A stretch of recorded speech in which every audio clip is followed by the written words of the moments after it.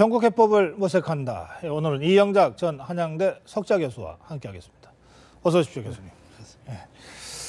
예, 좀 전에 두 분하고 얘기 끝에 김만복 전 국정원장의 거취 문제를 갖고 좀 토론을 했습니다.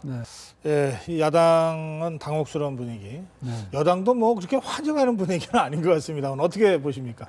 글쎄요, 뭐 이분이 노무현 정부에서 고위직을 지냈다고 새누리당에 새누리당원이 될 수 없다는 건 아니잖아요. 그렇죠. 근데 과거에 이제 여러 가지 기행을 한 분이 이제 그렇게 새누리당을 선택했다는 건 좀 이해하기가 좀 어려운 점이 있지만, 동시에 이분이 그 국회의원이 되고 싶은 욕망이 대단하고 또 고향이 부산뿐인 모양이죠. 뭐 기장 쪽인 것 같습니다. 해운대 기장 쪽. 부산에서 그러니까 국회의원이 되려면 지금 현재 새누리당이 되는 것이 훨씬 유리하고, 그 동시에 지금 문재인 대표가 이제 지금 부산 출신이신데, 저분이 이렇게 뭐 조사를 해봤을 거 아닙니까? 그래서 여기는 새누리당이 낫겠다라는 판단을 했을 수도 있겠죠. 그러니까 공천을 받게 된다면은 내가 뭐 그분이 아마 거기서 기장에서 공천 신청을 하면 되긴 하겠죠. 야당에서는.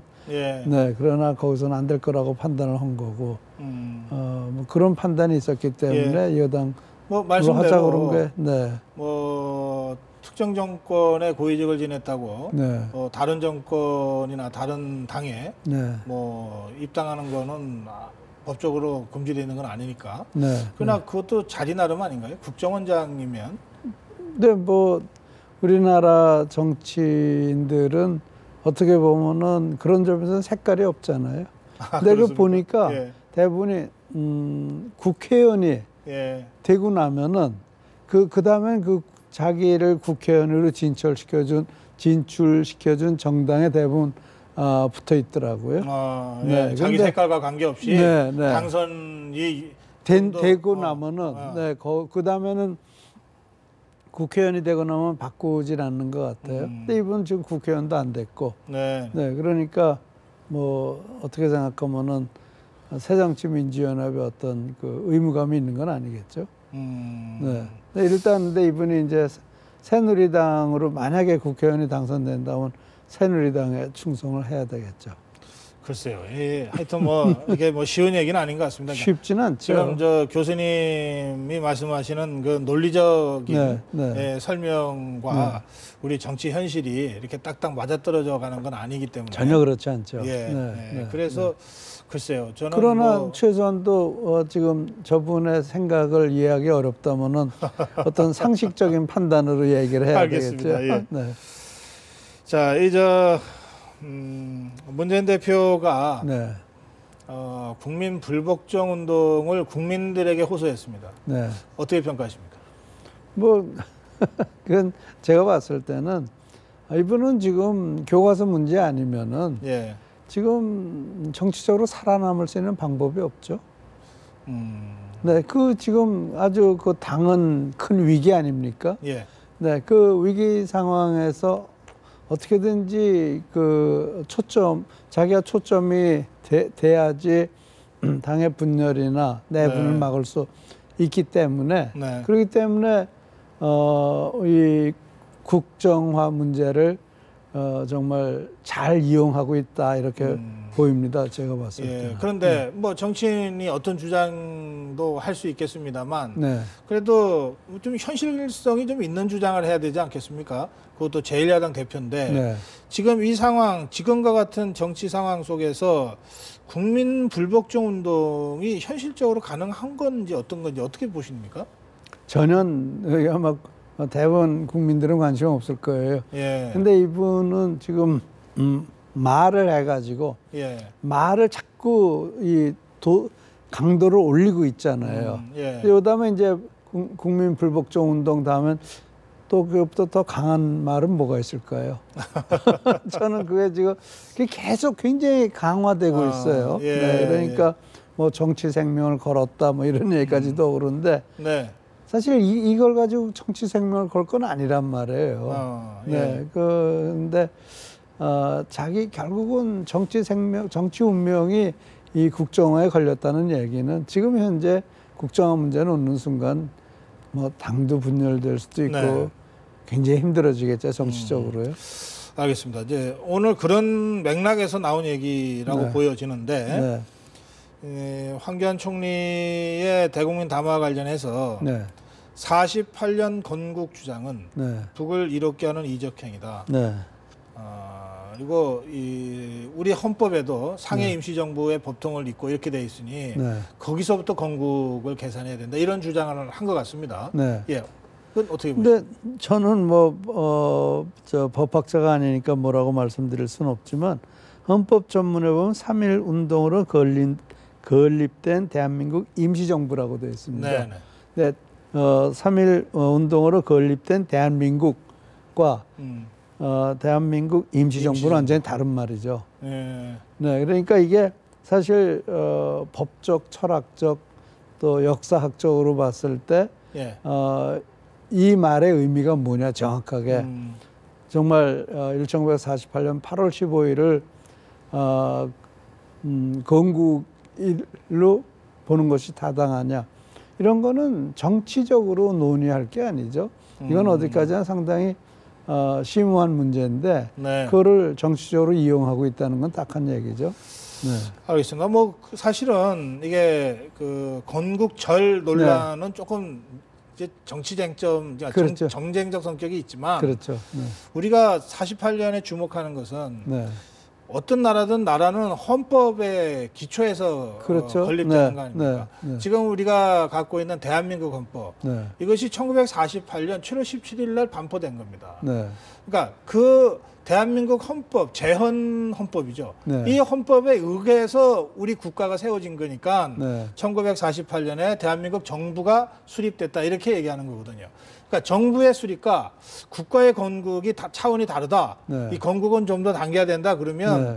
사실은 뭐 이 당군 왕 그렇죠. 그러니까 이렇게까지 이제 가는 굉장한 이 논쟁의 네. 영역에 네. 들어가는 것인데 네. 지금 교수님 말씀은 지금 정치권이 이런 식으로 이 정치를 하는 것이 이렇게 좋아 보이지 않는다. 이건 완전히 정쟁용이죠. 이게 사실은 48년이 건국이 타당한 얘기냐 네. 아니면 1919년 3월 1일이 건국일이냐 예. 뭐 그거는 또 아니면은 만약에 1948년의 헌법에 대한제국이라고 그랬다 그러면 어떻게 될 뻔했어요. 예. 근데 그거는 지금 말씀하신 대로 우리가 그 헌법 제정에 따라서 결정된 거기 때문에 결국은 이걸 뭐 48년을 건국한 날이라고 본다는 것이 전혀 무리는 없어 보입니다. 네네. 네, 그러나 그것이 학문적으로 옳은 얘기인지 잘 모르겠어요. 저는 알겠습니다. 상식적인 예. 선에서 드리는 예. 말씀이죠. 글쎄요, 네. 이 뭐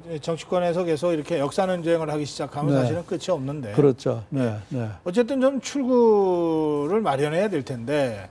정의화 의장과 여야 원내대표가 오늘 출구를 모색하려고 만났는데 네. 뭐 세 사람 다 표정이 별로 좋지가 않았습니다. 결국 네. 오늘 결론 없이 끝났고요. 네. 뭐 내일은 수석 부대표가 만난다 그러고 또 뭐 언론들이 대체로는 다음 주쯤이면 네. 뭐 새정치민주연합이 국회로 복귀해서 국회 일정이 다시 정상화되지 않겠느냐 이렇게 전망들 하고 있는데 네. 교수님은 어떻게 보십니까? 우선 이건 뭐 좀 포인트가 좀 다른 얘기 같은데요. 네. 이게 지금 정의화 의장이 이게 뭐 법적으로 가능한지는 모르겠어요. 근데 저는 네. 뭐 그전에도 몇 번 얘기를 했지만 지금 이런 상태로 해가지고 그 걸려있는 많은 법안들이 다 무산돼 버린다면은 참 힘들어지거든요. 네. 그러면 내년 1년 완전히 허송세월하는 게 되기 때문에요. 그렇습니다. 예. 이대로 국회가 제대로 일을 하지 못하고 네. 내년 이제 4월 총선 끝나고 나서 회기가 끝나버리면 네. 지금 계류되어 있는 법안은 수만 개 법안이 전부 다 무효가 되고 네. 다시 처음부터 시작해야 되는 거죠. 지금 그거 말씀하시는 거죠? 예. 그래서 이게요. 정치는 절대 나이스한 게 아닙니다. 정치라는 건 과감한 결정을 하는 거거든요. 예. 제가 이게 법적으로 가능한 얘기인지 모르지만 네. 정의화 의장이 국회 선진화법 유예 선언해야 돼요. 그게 법적으로 어떻게 되냐면 두째 문제예요.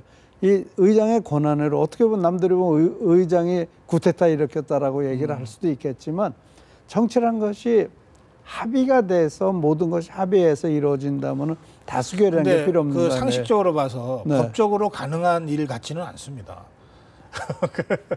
그러나 한번 저질러 보라는 거죠. 근데 왜 그런가 하면요. 왜 그런가 보면은 과감해야 돼요. 과감해서 유해 선언하고 그리고 다수결에 의해서 다 처리해버리고 그러고 나 정치적으로 죽이려면 죽여라. 일단 법으로 통과되고 나면 나중에 헌법재판소에 가잖아요. 그 헌법재판소에 가서 그 문제를 가지고 싸우게 된단 말이에요. 그러니까 결과적으로 정의화 의장이 국회 선진화법을 무시하고 유해 선언하고 그래서 결과적으로 선진화법을 무시하고 뭔가 법안을 통과시켰는데 이 법안이 유효하냐 아니냐 헌재 가서 판결 받아보면 그렇죠. 그런 방식도 있다. 그렇게 해보면은 그럼 결국 국회 선진화법이 그 국회 선진화법이 이게 헌법 불일치다. 그러면 정의화 의장이 결정해서 한 것이 옳은 게 된다. 그러니까 뭔가 하여튼 그런 걸 사고를 쳐서라도 그 사고예요. 제가 봤을 때는 정말 결단력 있는 정치인이 할 일이죠. 근데 저는 정치는요 절대 나이스한 게 아닙니다. 나이스하게 그냥 웃어가면서 하더라도 정말 속에 그 뼈를 가지고 칼을 가지고 하는 거죠. 힘을 가지고 휘두를 때는 휘두르야 된다. 그럼요. 또 이렇게 나이스하게 그냥 정의화 의장한테 조언하신 걸로 하겠습니다. 네. 그 야당 일가에서 제가 사실은 오늘 그 안민석 의원하고 다른 매체에서 인터뷰를 했는데 안민석 의원 새정치민주연합의 지금 예결위 간사입니다. 이런 얘기를 했어요. 그 교육부 장관의 확정고시가 있던 날 문재인 대표나 이정걸 원내대표가 좀 결기를 가지고 최소한 두 사람 중에 한 사람이라도 무슨 단식을 들어가거나 삭발을 하거나 뭔가 좀 결연한 모습을 보였어야 되지 않냐. 이제 와서 이게 뭐냐. 그러더군요. 근데 만약에요. 삭발 단식 투쟁을 해도 박근혜 대통령이 움직이지 않으면 그다음에 어떻게 하죠? 그럼 또 지금처럼 되겠네요. 농성하고. 아니 그러니까 변할 거 하나도 없어요. 박근혜 대통령이 저는 그 전두환 전 대통령 추징금 밀어붙이는 거 보면서 정말 대단하다고 생각을 했거든요. 저게 법에 맞는 일인지 아닌지 저는 그것에 대해서 상당히 의문을 가지고 있는데요. 그거는 법을 고쳐서 밀어붙였죠. 밀어붙인 거란 말이에요. 네. 근데 이 교과서 문제는 대통령 고유 권한이에요. 그러니까 제가 얘기하는 건 만약 삭발 단식해도 안 되면 그다음 뭐예요? 그다음에 안민석 의원이 뭐 하라고 그러겠어요, 그럼? 삭발 단식 안 되면은. 사실은 그다음 수순은 예전에 야당 시절을 보면 그다음은 이제 의원직 사퇴에서 딱 모아가지고 이렇게 하는 거죠. 농성하고. 사퇴하면 얼마나 좋겠어요, 여당은. 그러니까 이게 그런 의원들이 그런 거 하라고 의원되는 건 아니잖아요. 그런다고 뭐 변할 거 하나도 없어요. 제가 봤을 때는 박근혜 대통령은 절대 양보 안 할 것 같아요. 그러면 지금 새정치민주연합이 어떻게 해야 됩니까?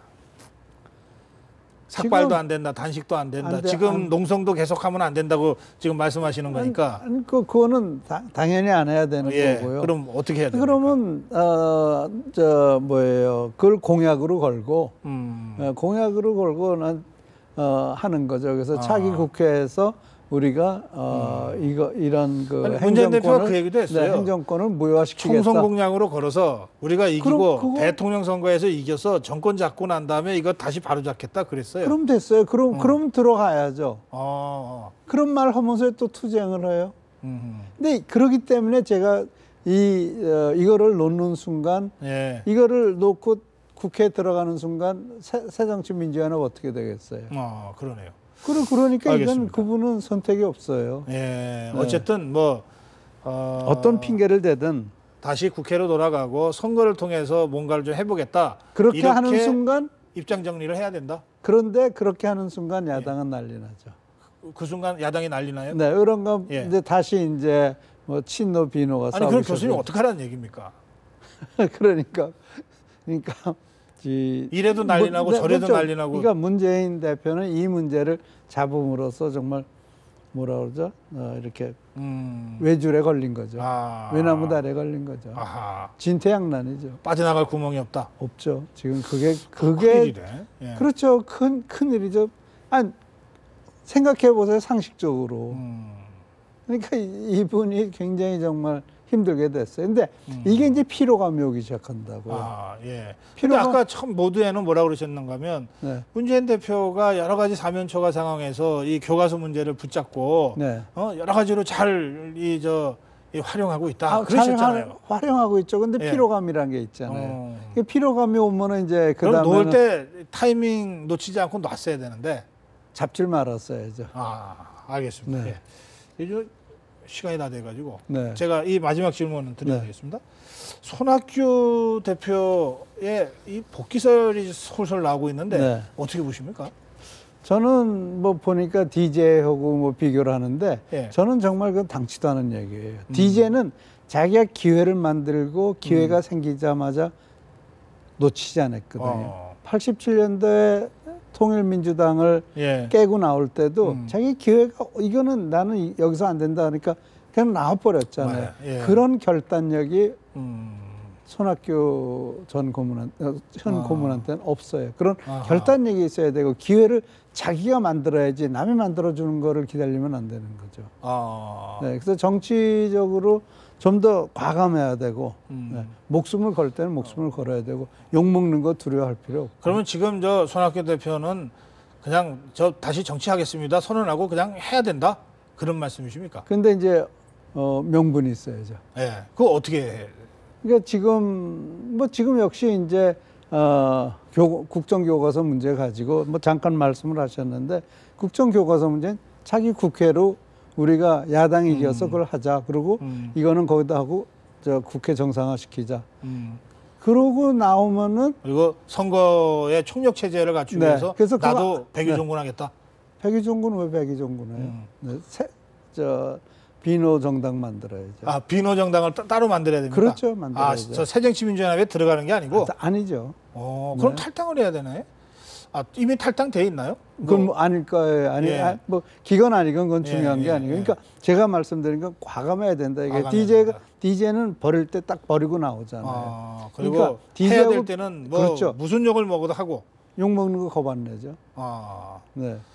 그러네요.